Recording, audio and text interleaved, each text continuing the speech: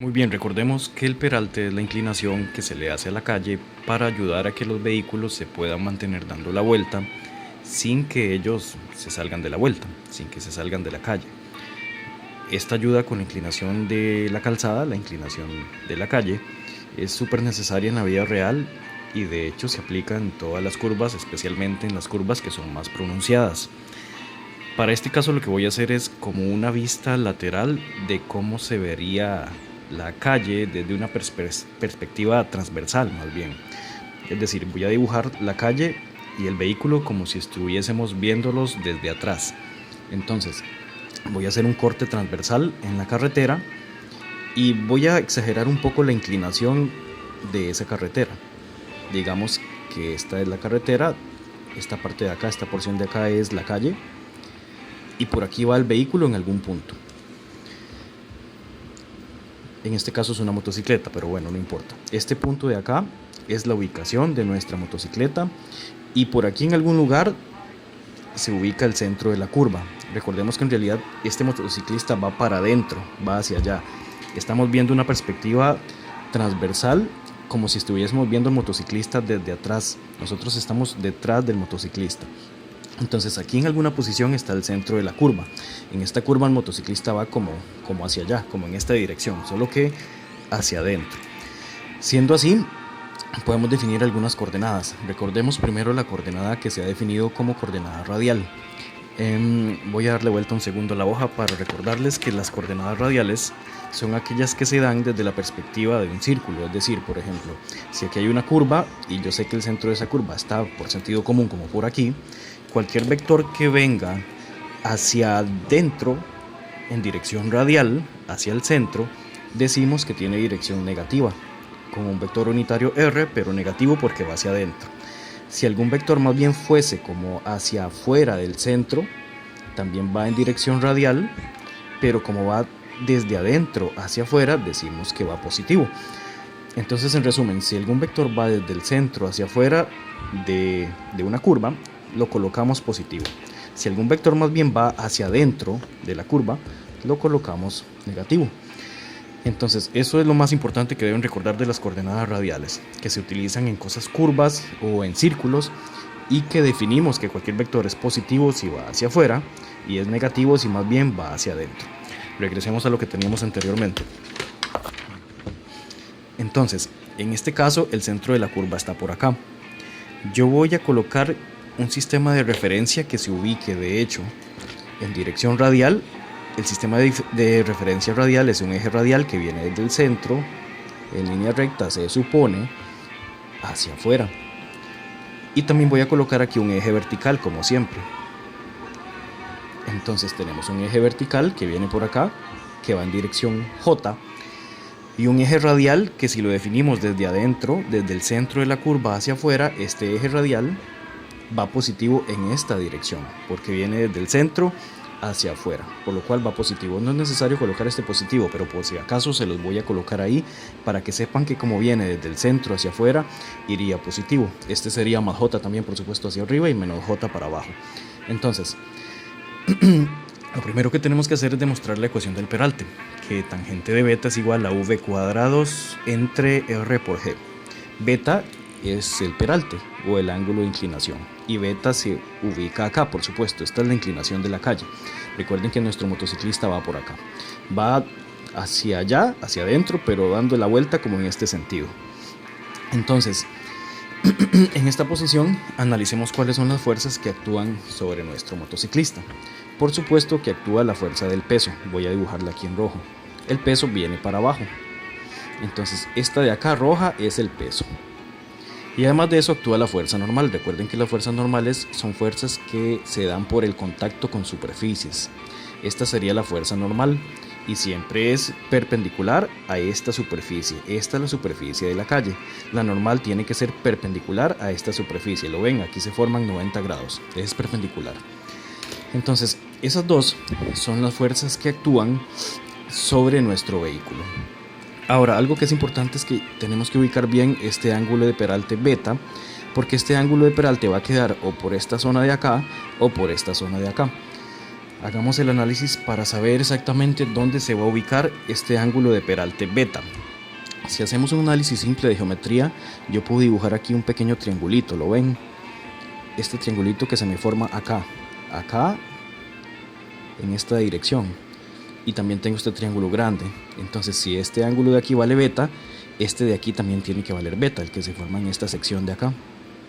Entonces, siendo así, este pequeño ángulo vale beta también, porque es homólogo con este de acá. Los dos valen lo mismo. Y si este vale beta, ¿cuánto vale este pequeño de acá? Bueno, aquí se forman 90 grados. Eso quiere decir que si este vale beta, este tiene que valer lo que le falte para valer 90, porque entre este y este tienen que sumar 90, perdón. Por lo cual, entonces, este de aquí, ¿cuánto tiene que valer? Tiene que valer 90 menos beta.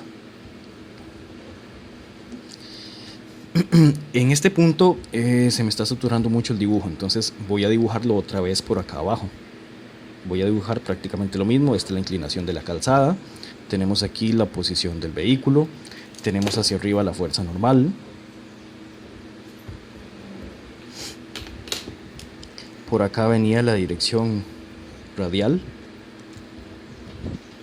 Esta es la dirección radial, por aquí quedaba el centro. Teníamos acá la inclinación de la calzada. Dijimos que este valía beta.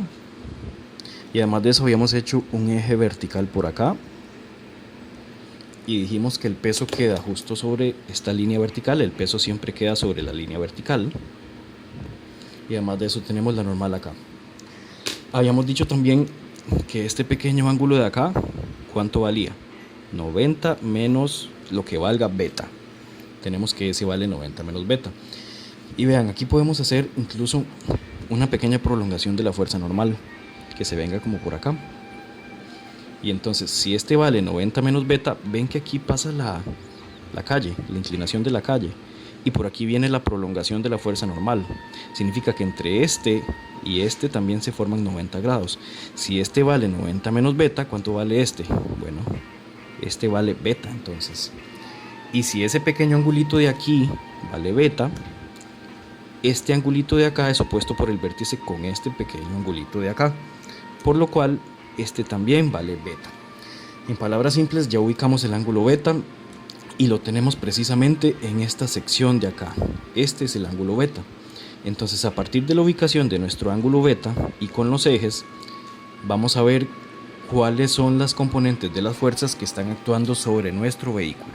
Entonces, esta es la primera parte, que era simplemente aplicar un poco de geometría para ubicar bien el ángulo beta, que es el peralte, el ángulo de inclinación, y ya sabemos que se corresponde con este pequeño angulito que está aquí.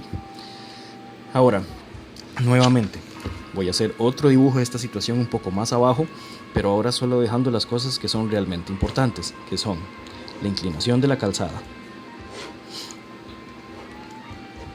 el ángulo beta de por acá, la posición del vehículo que queda como por aquí, y ahora las fuerzas. Tenemos la fuerza normal que forma 90 grados con la superficie. Tenemos por acá también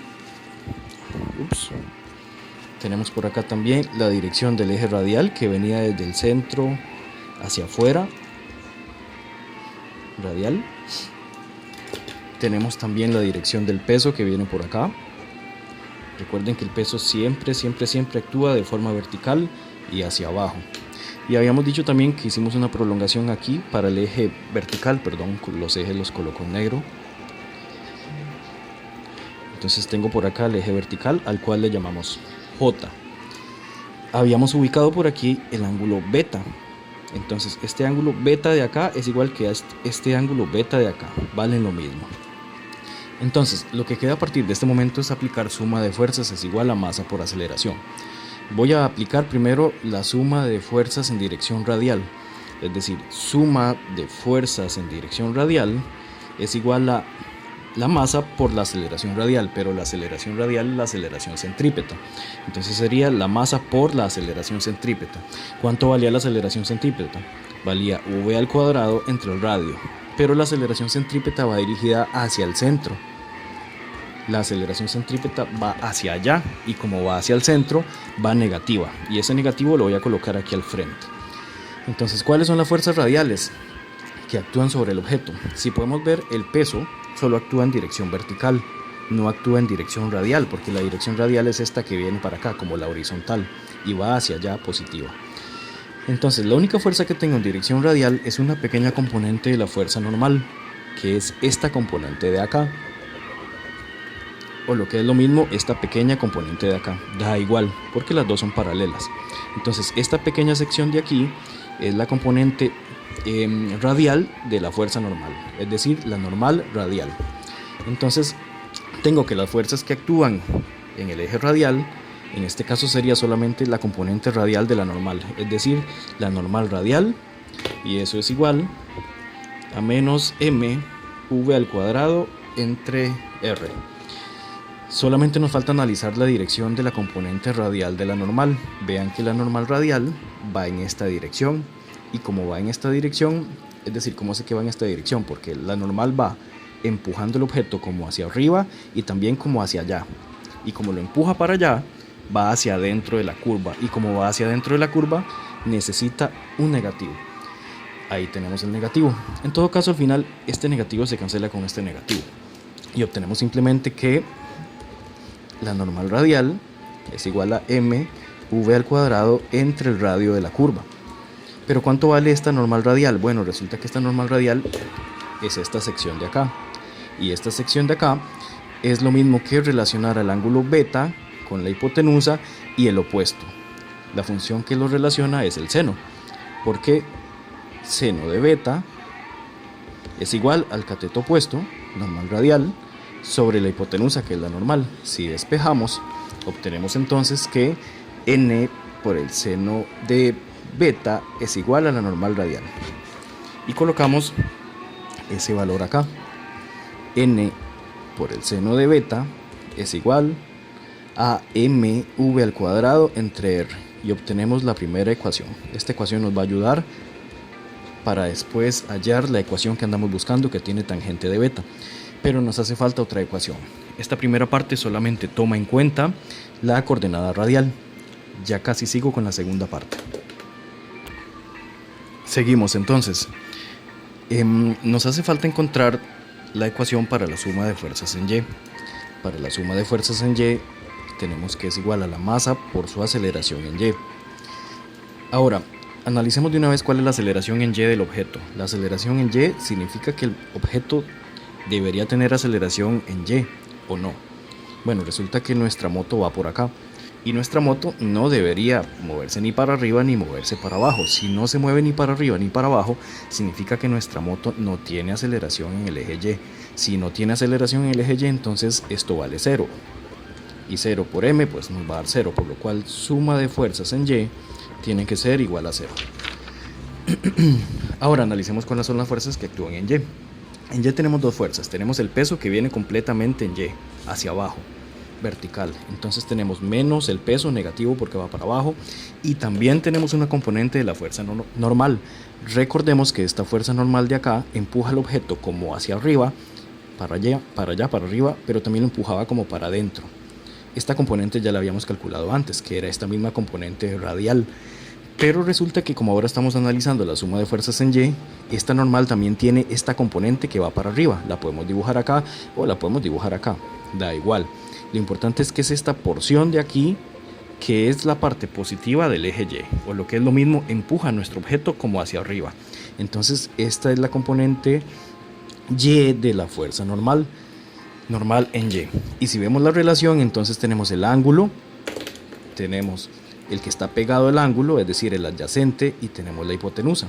Eso se relacionan según la función coseno.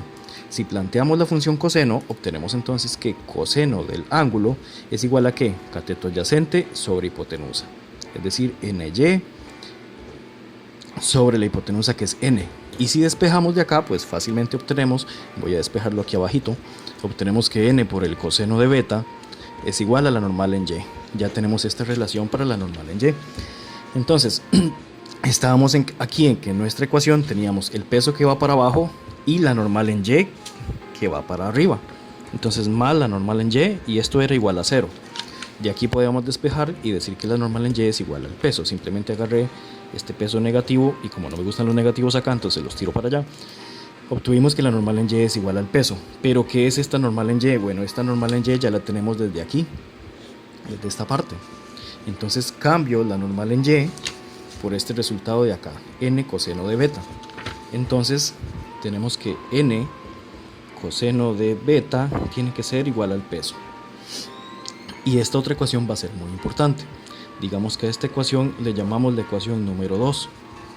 Anteriormente habíamos encontrado la ecuación número 1. Y recuerden que esa ecuación número 1 nos había dado esto que está acá. N por seno de beta es igual a mv al cuadrado sobre r.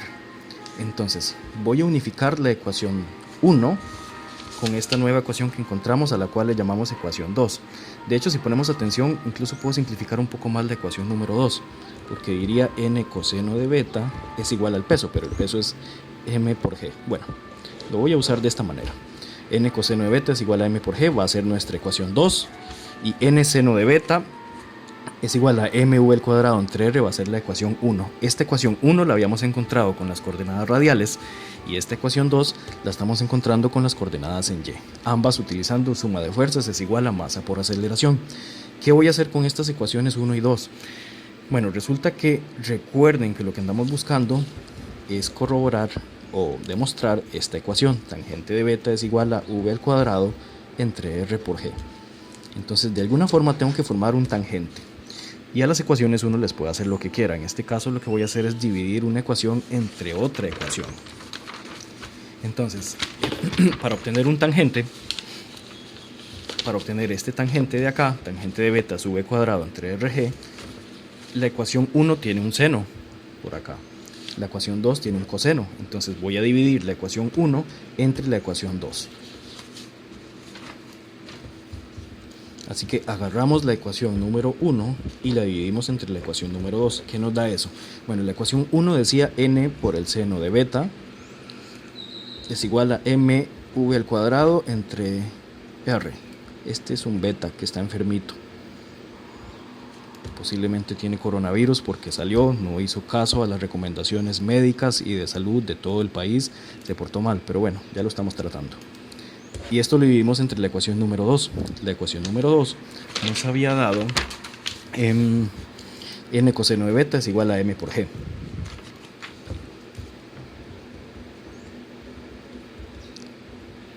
Y bueno, aquí por fracciones simples, aquí debe haber un 1, ¿verdad?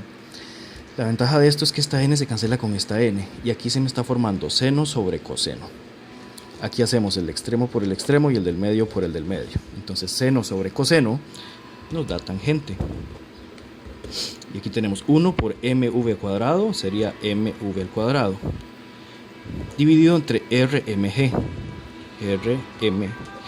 que es el resultado de este por este.